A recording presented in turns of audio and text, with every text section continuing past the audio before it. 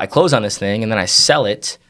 I put it on the market for 1.8 immediately and sold it for 1.65. So I ended up getting 150,000 more than I was gonna get. So I make 550 grand. Actually took that profit and bought a portfolio for cash. I put like 150 in my pocket, bought a portfolio for 400,000. It appraised for 900,000. I pulled out 630,000 tax free. So I got my 400,000 I put into it plus 230 tax free. Dude, that's nutty. You are now tuned in with Real to Real.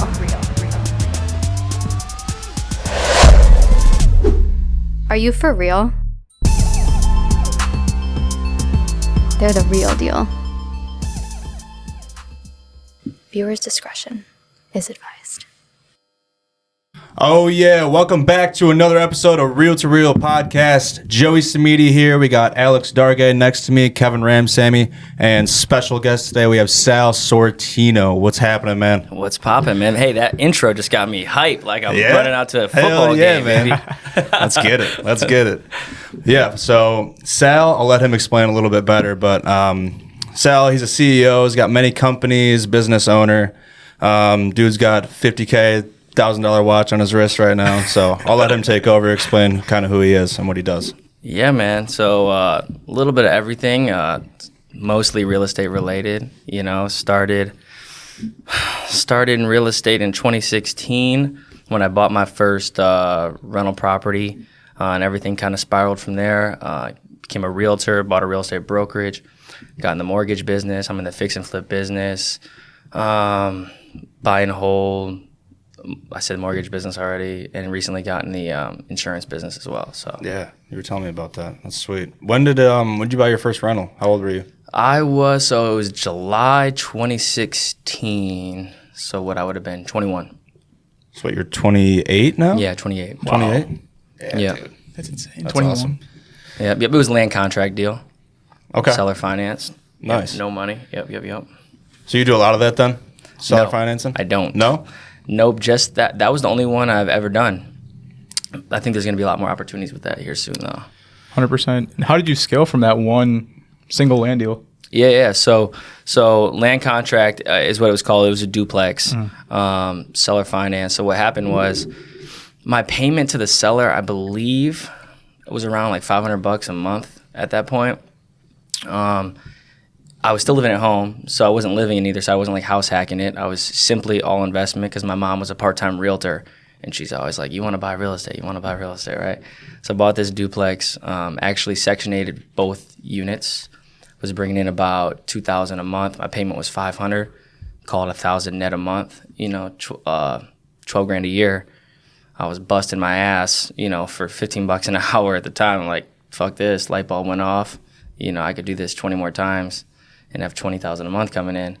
But that's when the light bulb went off. But when it comes to scale, what happened was from there, I wanted to scale. I just didn't have any money, right? So that's where everyone starts.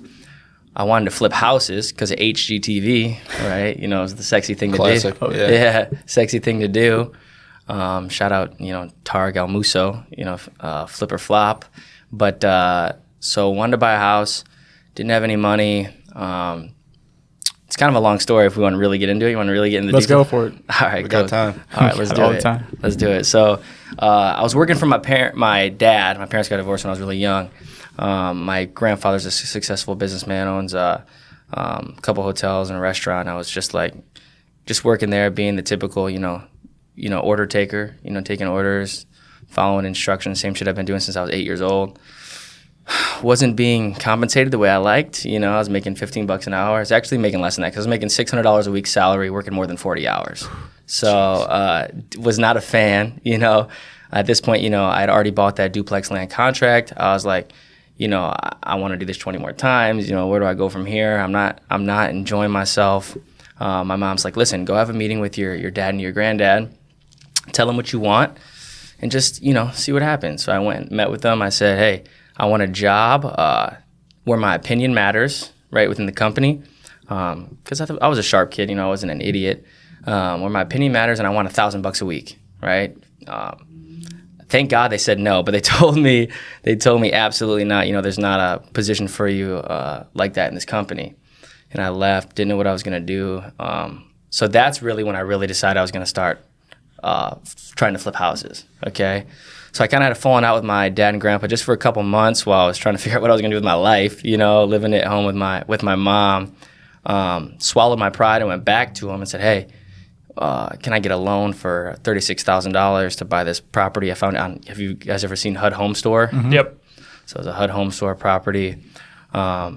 Asked them for the 36 grand. They said, absolutely fucking not. I cuss a little bit. I hope that, I don't know if that's. Roll with it. It's real to real. Hell yeah, dude. Let them fly. So they said no. Back out, I'm running out of the office. I'll never forget what my grandpa told me.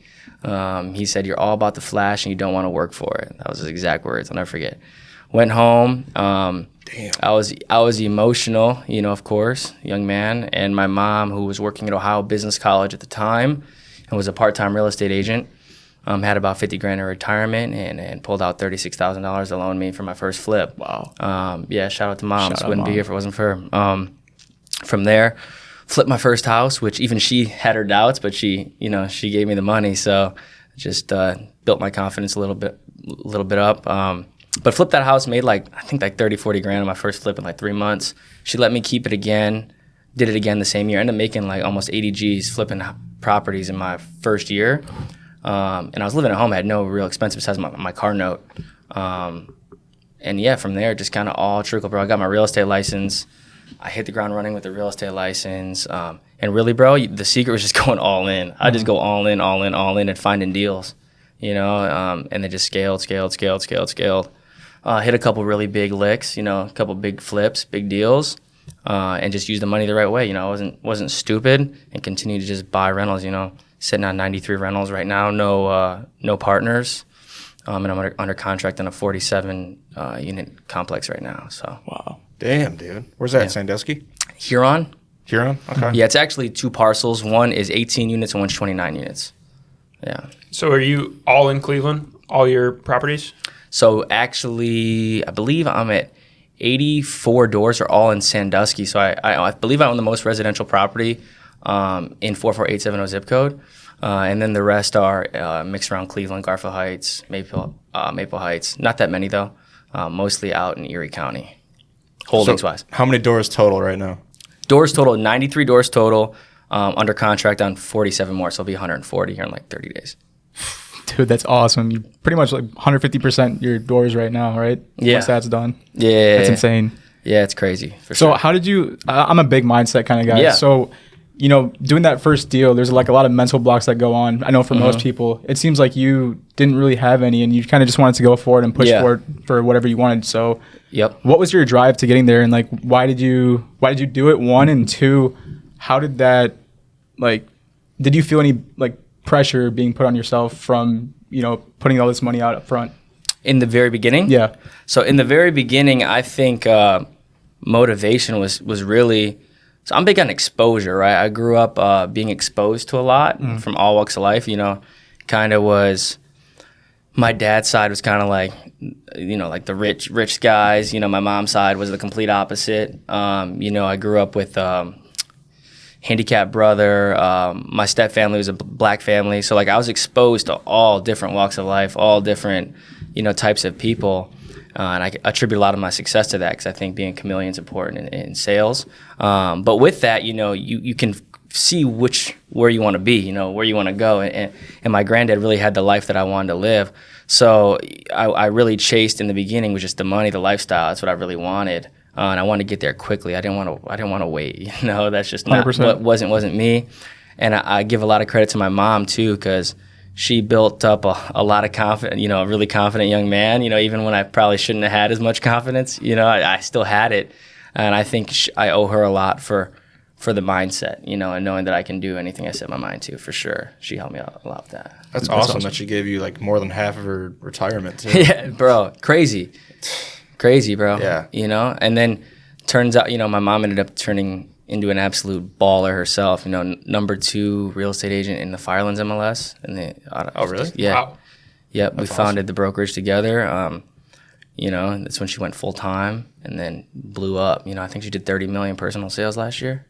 Yeah. Wow. What? Yeah. Shout out to Mom. Should have brought her with you, bro. Gangster. Yeah. Yeah, she's a beast. For sure. But mindset kind of shifted real quick, though. I'll tell you that, because as soon as my my dad and grandpa, kind of said, get out of here. Fuck off. Yeah, fuck off. Yeah. Mindset became, I want to prove to everybody that I don't need anyone. You know what I'm saying? So that was kind of my thing, and I still have that chip on my shoulder, because when you're a young man and you do really well really quickly, I'm sure you guys know everyone has their stereotypes, like, oh, they think something got handed to you. Yeah, I'm not naive. I'm not a dummy. I know my mom helped me out with that first loan, but turned $36,000 into $10 million in assets. I'll wait. Let's show me who did that. You know what I'm saying? Mm-hmm. So it's like I have a chip on my shoulder, because everyone wants to act like it got handed to you when actually it was not that way at all. Yeah. That would have been the fire under my ass too, telling me I wasn't able to do it. Yeah, for sure. It's like, hey, dude. Yeah, I did it. So that was kind of like the motivation for a long time. That's switching. Now I'm finally at a point where I have a little more peace. I don't really care about it as much anymore. So you got nothing to prove to anybody right now. Yeah, I don't You're feel just that as much. proving it to yourself. Yeah. Yep, very much so. So hoping to, only onward and upward from here. Yeah. So, That's sweet. And now tell me about this insurance thing you're starting. Yeah. So very cool, unbelievable opportunity for real. So my good friend Mario Hyro, shout out to GOAT in the insurance industry. He was always reaching out, wanted to partner up to build another sales team under AO, which is the company I represent, which sells American Income Life products. And the true story behind it all is probably about a year ago. Talk about like mindset, right? You in business, you have a what you do and how you do it, right? But every successful person, when I say successful, I mean 10 times anyone in this room right now, like big time successful people, everyone will have a really strong why, right? And it sounds corny, but it's the truth, right? Everyone has a purpose. And I told you, like, my purpose, and what, at least for a certain amount of time, was always, I just want to make a lot of money and prove I didn't need anybody, right? So probably like a year ago, I found myself just like in this rut of like repetitiveness, and I'm like, man, I want to do something different. Just constantly chasing a check can get tiring, it's ready to have a bigger purpose. And in that time, one of my mentors just asked me, like, well, what's your why? And it really made me, look in the mirror and figure out what I want to do with this next chapter of my life. And what I found the most enjoyable, what I found the most enjoyment in, was helping other people, create wealth and build a lifestyle that they want. I did that with a couple people on my team. But those positions, those opportunities within my organizations before I got in the insurance business were very limited, right? Yeah, I could bring on an LO and maybe help them build their business, or really most of my positions were career stepping stones and not real, high ceiling opportunities for people, real careers, right? So what I wanted to do was create something new where the opportunity truly was unlimited, and where you really can change your life quickly and make your own check, And with Mario, with AO and AIL, you can really do that. And locally, for whatever reason, in Cleveland, a lot of people I talk to, they don't have a good vision, what's the word? The reputation of AIL locally is not the best, And Mario is with a different office than the local office here, I don't know if there's any difference at all, but I can tell you the culture with Mario and our team is amazing. It's amazing that people on the team that are doing incredible things. You're talking about people making 7-figure incomes consistently. And it was just mind-blowing when he pulled the plastic back, because I have companies, I have reputation. I'm not going to, go just jump headfirst into something and risk my reputation without doing all the due diligence on the back end. So did that for a long time and just was mind blown. I truly was, by the opportunity. And that's when we decided to, team up and start building this new team and hopefully scale it up and help a lot of people. And when we shook hands and said we're going to partner, we said we're going to create the wealthiest sales team ever created. And that's what we're working on. So really excited about that. That's awesome. Yeah. He's the one that made what? You said $160K in a week? Yeah, 180, and he made over $700,000 last month. Yeah. Just strictly from sales? Yeah. Oh, yeah. 100% from sales, from insurance sales. Now, that's not just his sales. Right. He's got a big old team now. Yeah. Yeah. Still. It's insane, bro. I mean, the life insurance industry is crazy, bro. Crazy. And the thing about it is, like, you have a real purpose, right? Like, selling real estate, like, it's great. You have a purpose, right? You're helping people, make the biggest investment of their life majority of the time. You're helping investors, build wealth. Same on the mortgage side, right? They go hand in hand. Yeah. But at the end of the day, in the life insurance industry, bro, you're really protecting families. You can have such an impact on a family's future. If you really want to paint the picture, think about a 45-year-old man that's making $35 an hour, wife stays at home, 2 kids, less than $10,000 in savings, husband unexpectedly passes away. That family is in an absolutely terrible position. The average funeral is nearly $10,000. There goes their savings. Mom's got to go to work, doesn't have many skills. Yeah. You know the story. You can paint the picture in your head. So you have the ability to protect that family, potentially generations. It's really special when you really can break it down like that and understand what you're doing. I like the way that you kind of frame that because, mostly when you talk about life insurance, when you hear about life insurance, you hear, like I was just talking to somebody yesterday about life insurance. He was in the business. He's thinking about getting out of it. Mm-hmm. He's like, this doesn't feel right. I feel like I'm selling something to somebody that they don't need. Mm-hmm. But just to hear that reframing method that you're doing right now, it's, you could see the value in the life insurance. And then I feel like the best part of sales, and probably your partner too, probably feels the same way, but the best part of sales is just be able to reframe it into something that people actually need. Like, what can I sell you that you actually need? How can I put it in a way that, actually benefits you rather than just, I'm collecting a check, I'm just selling you something random. Yeah. So how did you go about did you always think of life insurance in this way, or did you always? No, I had skepticism. Mm-hmm. I was very skeptical about the industry, right? Because like I said, locally, I just feel like it didn't have the best reputation for whatever reason. So I was always skeptical of it, Didn't even, if it wasn't for Mario, my business partner, I wouldn't even have considered, joining the organization and working in the industry. It just was, I watched him completely go nuts. You know what I mean? Go crazy. And it's hard to ignore, a guy like me that is just always motivated. I'm proud of what I've done, but never satisfied. That's just, how I am. But to see him do that, and not only that, see him bring his little brother on, and his little brother made like $1.5 million last year, and I was just like, this is bananas. These numbers are not normal. So I'm like, I gotta see this. I gotta see how this is happening. It's good too for other people that are listening that there's other avenues to take other than the university that you're taught. Mm-hmm. Like people are making stupid, like Sam, your cousin, right? Yeah, shout out Sam Siegel, my dog. For sure. He's what, 21? 19. He's 19? I'm 19, baby. He made 10K first week? He sold 10K in insurance his first week, which made him like 5K in his first week. That's crazy money for a 19-year-old. For 19 years old. Yeah. I wouldn't know what to do with that. 19-year-old? Yeah, it makes over 20 his first month. He'll probably make over $250,000 his first 9 months. My God. Yeah. So what's the system like in your company? Like, is it? Do you have set hours? Do you have certain criteria people got to meet? No, just to be clear, I don't own the business. Okay. We just created a sales team underneath AO and AIL. Gotcha. So, but with that being said, everyone's independent contractors. We're just gonna show you the path. We have Mario. Here's the way I put it. Okay, I might have said this to you when we were on the phone, Joey.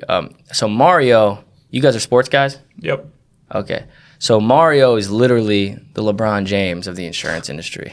All right, GOAT. He's the GOAT. Goated. I hope he sees some of these clips. Yeah. Shout out Mario. He's just a man. Okay. So when LeBron went to Miami, we all know what happened, right? He got a ring. Mm-hmm. LeBron goes back to Cleveland. He wins a ring. Goes to LA, gets a ring. So we have LeBron on the team. We're the favorite to win the finals. Okay, there's no doubt about it. We get to learn from the best, right? But what I tell everyone this at the same time: when you have LeBron on the team, high expectations. If you don't perform, what's LeBron do? Get cut. You're cut or traded, baby. Yep. So that's the picture that I try to paint to everyone that joins our team. But at the end of the day, bro, all it takes is hard work. That's what I've realized. You got to be a good communicator. That's just sales. But if you're willing to work hard in the insurance business on our team specifically, because we give you the leads, right? The sales everywhere else is, as a realtor, it's a lot of marketing. Well, you don't have to do any marketing. You can do zero marketing. Sam didn't spend $1 in marketing. He didn't do any marketing. He sat in front of his computer, hit the phones, got people in a Zoom room, and closed them. It was just purely being a good communicator, building rapport, right? And these are all warm leads too. Like they want to talk to you, right? Yeah, majority of them. Yeah. Yeah, you know, they've all raised their hand at some point, and at least the leads that we work, and have said, you know, we want you to call us. That's for awesome. sure. But yeah, the process is we work with really niche markets, like you said. So people, very exclusive markets to the company, and within these organizations that we have these contracts with, you know, we're exclusively handling their benefits. So they're raising their hand saying they want us to talk to them about some form of benefit. Sometimes we'll offer them a no-cost benefit, a free benefit, you know, to start the conversation, and then perform a needs analysis, and based off of their income, their family profile, we'll determine what they need and then sell them the coverage they need. Yeah. Cool. I want to flip it back to real estate Let's real quick. do it. So you have 93 doors, 47 more on the way. Yep. What's your secret sauce to find you a sweet deal? Secrets. I like that. If you want to, you know, give it away. I mean, bro, it all comes down to sourcing the deal, bro. I mean, that's an art, right? I don't buy anything on market, pretty much zero. So, you know, I buy deals that have major equity the day I buy them. And I would say the secret to that is just, you know, finding a problem and solving the problem. You know, that's what it comes down to, as well as networking. You know, for example, I bought a deal on Bunts Road in Lakewood, brought to me by a wholesaler. Why did the wholesaler bring it to me? Because he knows I'm going to pay cash. I'm going to close on it quickly. And I'm not going to fuck around, right? I'm not going to say, oh, I don't know, let's do this, let's do that. No, I'm going to say, okay, that's your price, let's do it. I know I'm going to make money. I don't care how much money you're making, right? Go ahead and make that quick 20 grand on me. I don't care. You know what I'm saying? I'm going to put it right back on the market. I'm going to make 50 grand, you know, just because the seller needed out now. You know, I think your reputation as a buyer is super important. That's what's gotten me major deals. Is that buyer reputation. But again, I'm gonna make it real simple. It's being likable, right? If people like you, they're more likely to do business with you, right? All things even, they're going to do business with you. You know, it's that might oversimplify it a little bit, but it's the truth. You know, trust me. You want to send a deal to someone you don't like? No, you don't, right? So even subconsciously. I don't care how much money you got, how easy of a deal you're going to make it happen. If I don't like you, I really don't want to do business with you. Right, for sure. So just being likable, you know, knowing a deal number is another thing. You know, some people get in this business. You wouldn't believe how many deals I've bought where people thought they knew what they were doing, and then they just come to find out, oh, it's not that easy, is it? And then you end up getting another discount. But, you know, I always say in sports, I say KYP, know your personnel. I always say KYM, know your market. You know, if you can know your market really well, you know, you can find deals anywhere. You know, we've flipped houses in Kansas City, I think in Chicago, and Memphis. You know, different places. You know, it's really not rocket science. That's what I want to tell everyone out there. It's really not rocket science. Okay, you just go to YouTube University. You know, go to the right places, and you will learn. You know, no one taught me. I learned myself. I was going to ask you that. Accomplishing what all you've accomplished, like, have you invested in a mentor at all, or was it just straight YouTube? Because I'm on YouTube a lot, and I learn a lot of shit from YouTube. Bro, YouTube, you know, my mom was a really good realtor, but I kind of forced myself into rooms, man. I forced myself into rooms with people way smarter than me, way bigger than me. And I will say, you know, my grandfather came from nothing.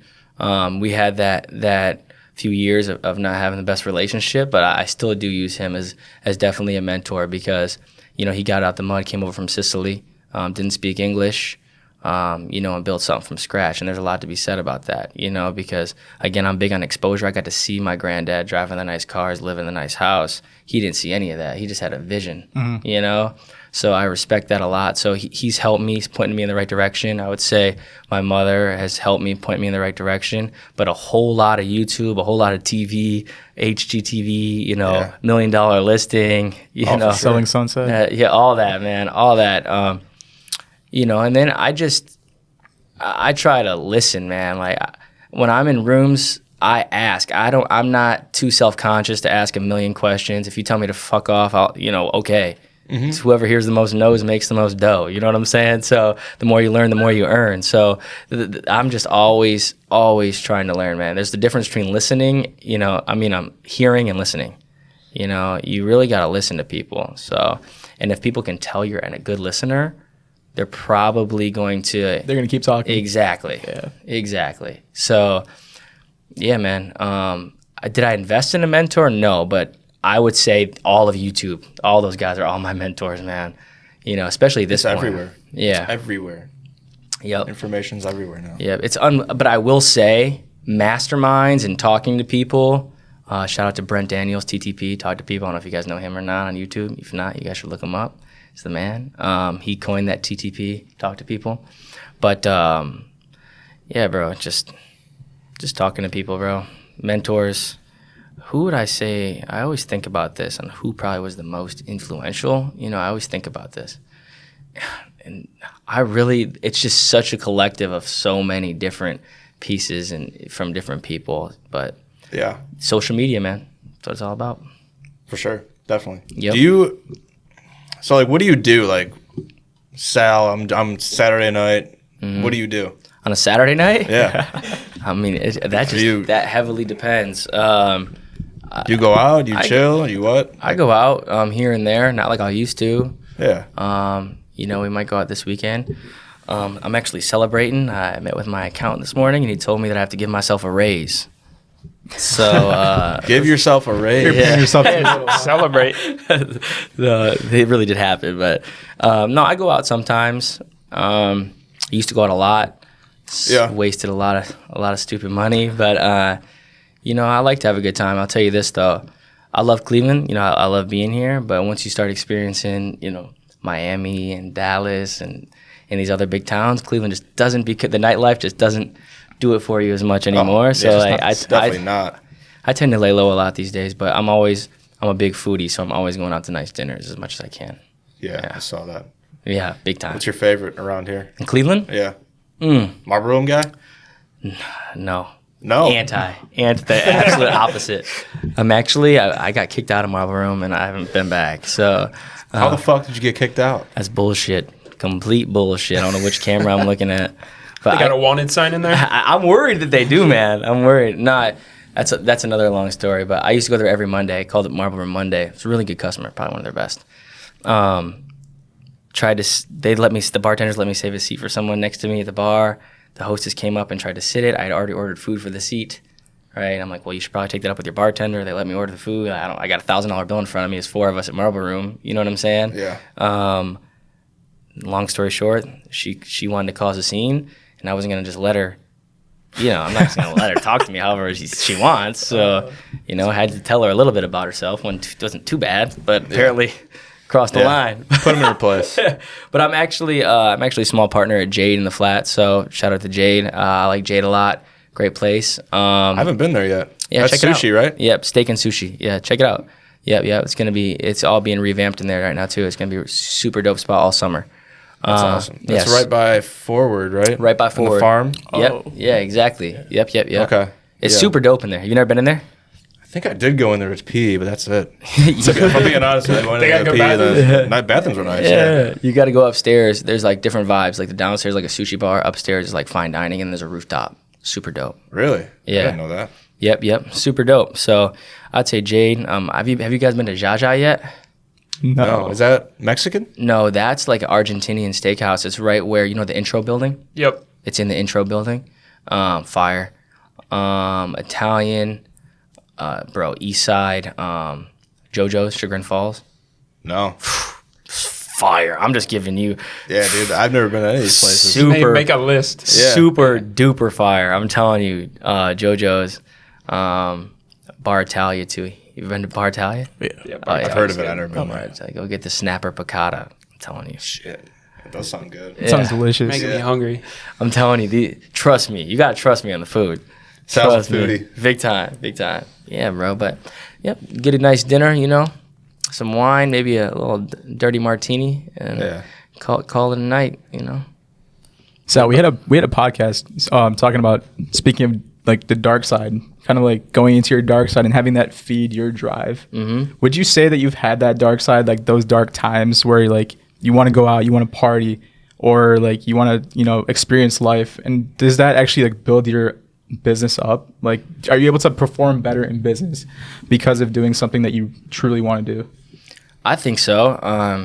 I really do, because I don't know what it is about those certain experiences and those moments. You just want more of them, and I think, you know that it takes a certain performance to get those opportunities in business, and I think it does motivate you a lot to want to do more. I'm big on going to like Cavs games and sporting events, and those are really big motivators for me, because when you're sitting down low and you're surrounded by, the who's who, the people that are really moving and The shaking, top dogs, Yeah. that motivates you. It makes you want to keep going back, but you don't always want to drop $2,000 a night on tickets. You know what I'm saying? So you got to be a little strategic. But but yeah, man, You're pretty close, bro. When you're there, you're like front row every time. Yeah. You going to some playoff games?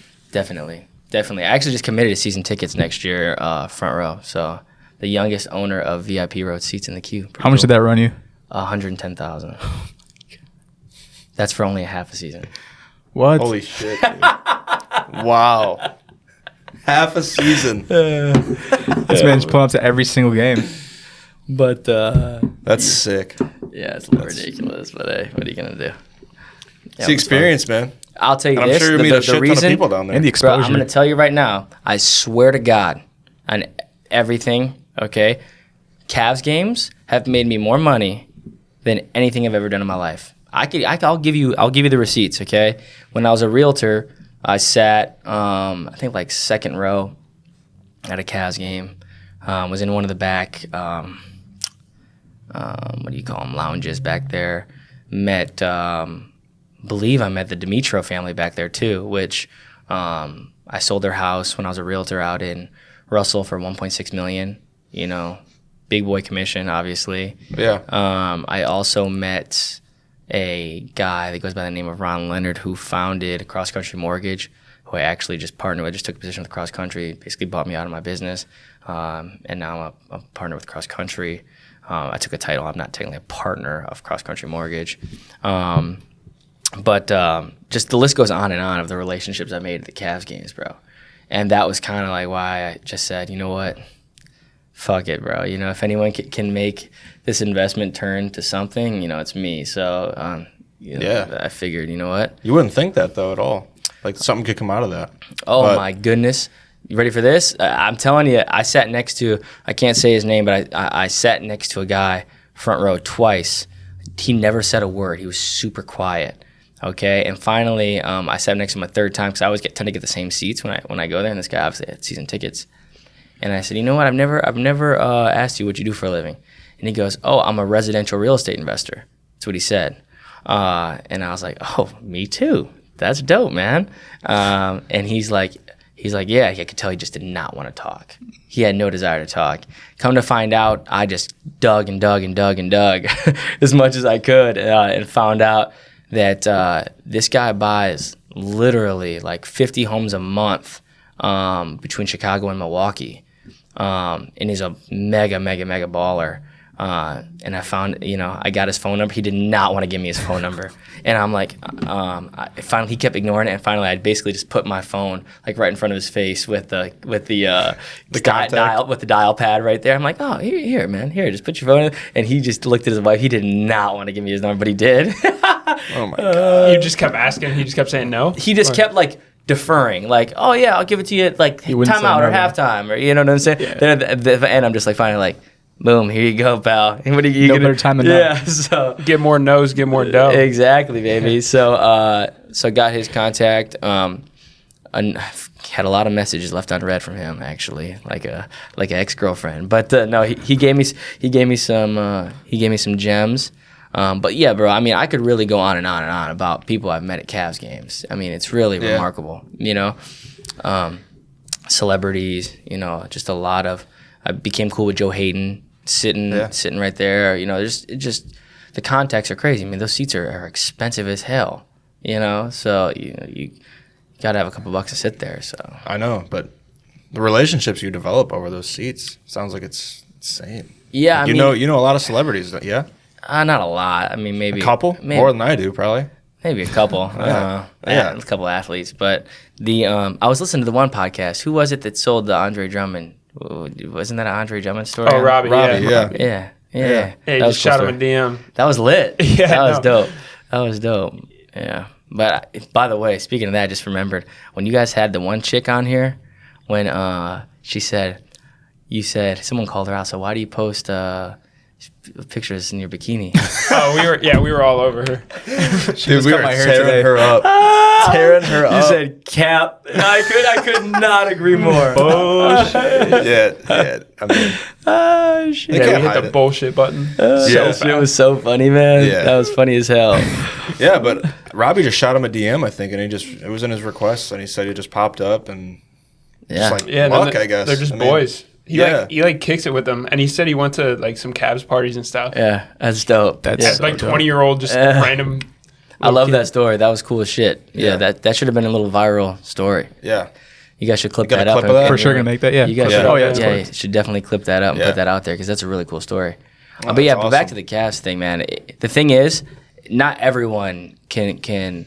I understand. Not everyone can go and just build. I think that's like if you had to say what my business superpower is, it'd be building relationships. So I'm pretty confident in any room. If I go to somewhere, like I'll go to an event where someone's putting an event on and literally say I'm going to become friends with this person and just go become friends with that person. But it's a I don't know how I do it, but I just do it. Do you think you Yeah. have that ability because you've seen all walks of life? Because I've I do. noticed a lot of people like that have seen all walks of life. They're able to communicate with everybody. They know how. 100%. That's why I say that's why the exposure thing is the cheat code, bro. I all walks of life growing up. I mean, I can tell you literally every type of walk of life you can think of. Super foreign. Like I said, my brother's mentally handicapped, so I'm always around special needs people all the time. I always grew up that way. Step family was black, so I mean, I'm going to holidays with my white family. You're at the cookout. Yeah, exactly. I'm literally at the cookout, bro. You can see the family photos. I'm the only white dude in there, me and my brother. So it's true. My dad was my granddad, had a restaurant. When I was over there, I'd be in the kitchen. The kitchen. Shout out Tony Jones. I think like a 4-time felon was one of my babysitters. Like my uncle Tony. Just seen it all, bro. And I really do 100. If I had to pick one thing that was a contributor to being the communicator I am today and being like a chameleon, right? Being able to fit in any room, it would be my upbringing for sure, 100%. Being able to go, I take pride in being able to go from the country club to the hood, either one. Yeah. So that's definitely a cheat code for sure. Yep. That's awesome, dude. So say you're going to give advice to someone straight out of high school, wants to follow in your footsteps. One piece of advice, what would you say? What do their habits need to be, their mindset, everything? Yeah. Well, the first thing is to know it's doable. Whatever you want to do, someone has done it, so it's 100% doable, right? Sure. I don't care if where you come from. I don't care if you're listening to this and you're growing up and you're living house to house because you're getting evicted. Your family's got no money. I don't care if your daddy's a billionaire. Like no matter what your background is, you can do it 100%. I would say go find someone that has done it, right, and try to squeeze as much knowledge out of them as possible. That's the ultimate cheat code. Don't try to reinvent the wheel. Go just do what they did and maybe make it a little better along the way. So find a mentor and then work hard, bro. The longest road to success is a shortcut. So, you gotta work hard. You gotta put the time in. I saw you put that on Facebook today. Yeah, That's today? Powerful. Damn. Yeah. Like that. Stay consistent. Took me a second. Yeah. Stay consistent, stay disciplined, and it'll happen, So the person did it, someone did it before you. So, I mean, you can do it. But when it comes to if you want to truly, you guys all know this. You guys are all realtors, right? Right. Sales is the ultimate way to build wealth at a young age. There's nothing that really doesn't put a cap on your income the way that sales does. So I would say find a sales job that can pay you well and something that you're passionate about, so that you can be good at very quickly, and then in turn stack that money up and start buying some real estate. Yeah. Sell houses, sell insurance, Yeah. buy real estate. Exactly. Learn debt though. we can go on for hours about debt. You know, and I'm in the mortgage business too. So if you guys have deals, you know, you have clients, we'd love to. So you're like the Grant Cardone kind of mindset there. Oh man, listen, you ready for this? I'm gonna give you guys some game here on debt. If you're listening to this and you don't have any debt and you're like, oh, debt's a bad word, that's the D word. You know, you need to go read a book, because let me tell you, that's why I'm here right now, is debt, borrowing money. Okay, only in America can you borrow money and pay it back over 30 fucking years, 360 months. Give me that all day long. Yeah. If I lend you money, listen, if you hit up me to borrow money, I'll lend you some money, but I want it back quick, not 360 months. So only in America can you do that. So use leverage to your advantage. Listen, if you want to own a fortune in America, you got to owe a fortune. That's just the truth, right? For sure. I mean, listen, if you owe the bank, $20,000, okay, that sounds like a you problem, right? If you owe the bank $35 million, seems more like the bank's problem. Yeah, you see what I'm saying? Yeah. Okay, so go borrow money and learn how to do it the right way. Because if you can do that, I mean, I think that was truly my upper hand in terms of building a portfolio, was just not being scared of debt and borrow. You know, I just never been scared of that. Yeah. You know? So, I mean, I'll give you a prime example. I bought a portfolio for $450,000. Here, let's do a little receipts real quick. I don't know how much time you have. I don't know how long we're going here, but let me tell you. You guys good for a minute? I want to tell you a little story. Yeah, let's go for it. All right, cool. So I bought this property. I'll tell you my come up story. All right, I came across this property owner who owned an electrical company but had one big piece of real estate. He was not a real estate investor, and I knew this. Okay, he had this 36-unit apartment building in Sandusky. I would shoot him emails all the time. Hey, how are you, Mr. So-and-so? You know, I'd love the opportunity to buy that whenever you're done with it. He'd mow the grass. He'd pull the weeds. I'd drive by it, you know, whole nine. Finally, one day I sent an email. And he goes, it's funny that you reach out, Sal. I was just mowing this grass, and, you know, I'm getting tired of it. I'm ready to sell this thing, right? So he gives me, I'm like, well, shoot, let's see what this is all about. I had some money at the time. You know, I probably had like, I don't know, 30 rentals or something. So I was doing all right, but I wasn't like balling out of control yet, right? So he's like, I think I would sell it for $1.2 million, which was a really good price. And I didn't want to come off giddy, so I was like, how about $1 million? Yeah, and then he said, 1.1 million, and I'll do it. Never borrowed $1 million before. Okay, so long story short, we signed the contract. I'm thinking, how am I going to pay for this thing, right? I had a couple bucks saved up, but nothing like mega substantial, maybe to some people, but not enough to buy this building. So what happened was I had like a 60-day contract on that. I probably got told no by over 20, I would say, lenders, between banks, hard money lenders. Just didn't have any multifamily experience. Like I had all single family homes, like, you know, just commission income, like, you know, just not the ideal borrower profile, right? Mm-hmm. So couldn't get the loan.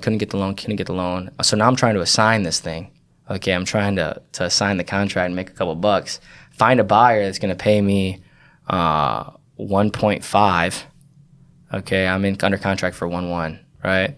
I'm like, ooh, I'm all excited, right? 300K. Yeah, 400K, right? Yeah. Puts up 15K now refundable, then completely ghosts this guy. So I got his 15K, but he completely ghosted. So I'm like, well, shit. And we're probably 2 weeks away from closing. And I'm sitting at a cigar lounge, I think I was, in Cleveland that I belong to, next to my other friend Joey, Ian Kanadi. I don't know how to pronounce his last name, if you know him or not. And he's like, dude, I was telling him about the deal. And he's like, dude, I think my dad could get you that money. I think they're like involved in some hedge fund. They just started lending money on real estate. And I'm like, well, shit.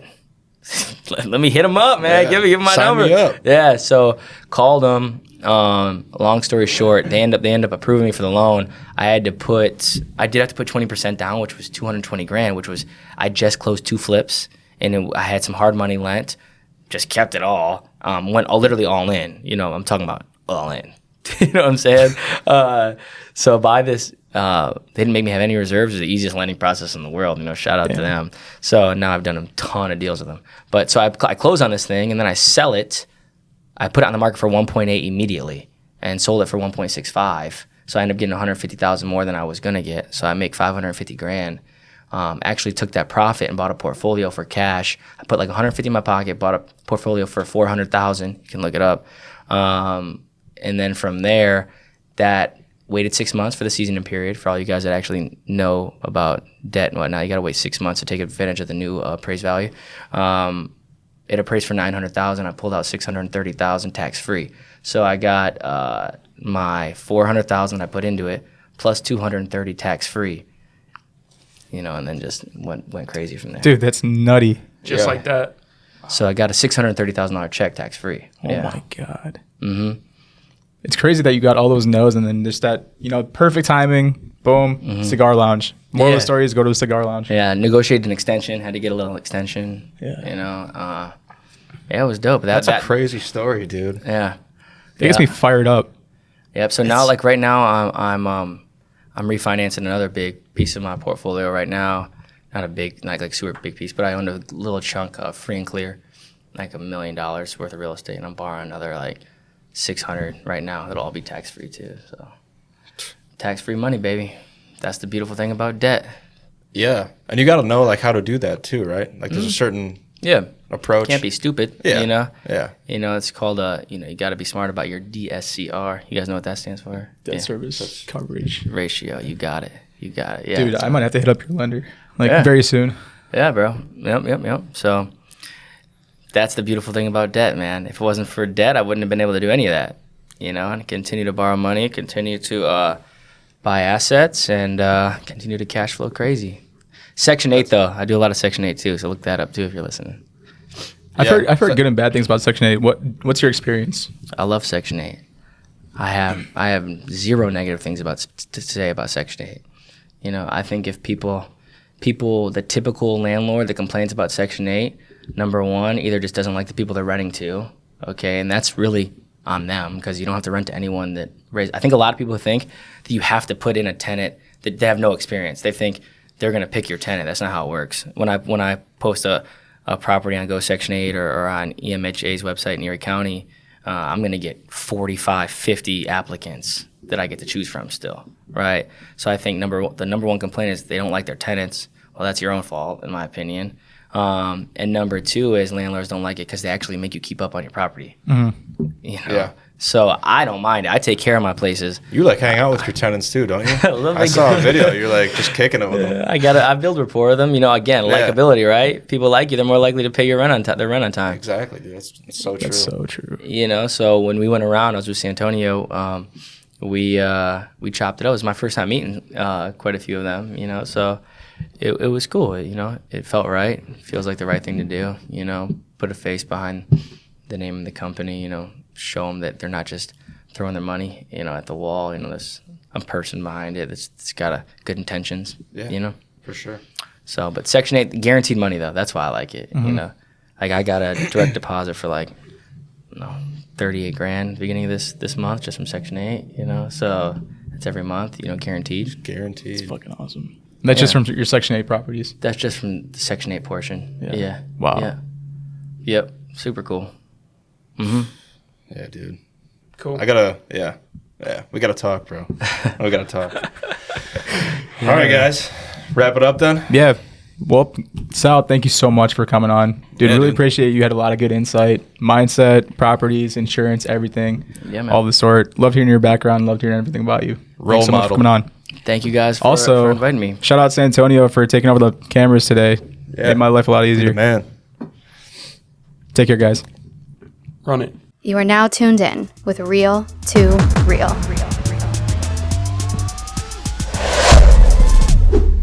Are you for real?